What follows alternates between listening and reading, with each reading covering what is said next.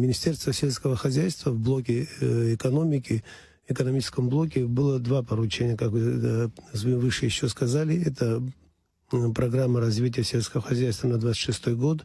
По первому вопросу практически программа уже подготовлена, она охватывает сумму 250 миллионов, в отличие от нынешнего 150 миллионов.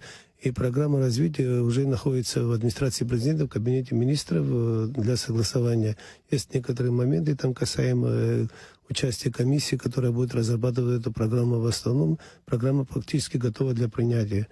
Но более обширный захват имеет это вот второе поручение, это наказание, предоставление предложений, разработать предложения для оказания помощи, меры оказания помощи фермерам и предпринимателям, занимающимся сельхозпроизводством.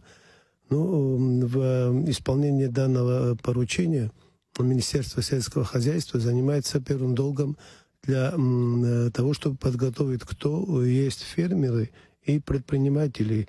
Есть закон о фермерских хозяйствах, о подсобных хозяйствах. Мы, в принципе, используя эти законы, подзаконные акты, практически определили, хотя мы обратились в местные органы самоуправления, в частности, районные администрации районов, чтобы они нам предоставили списки тех фермеров и предпринимателей, которые стоят на налоговом учете, платят налоги, занимаются сельхозпроизводством не только для собственных нужд, а именно для реализации внутри рынка и за пределами Абхазии.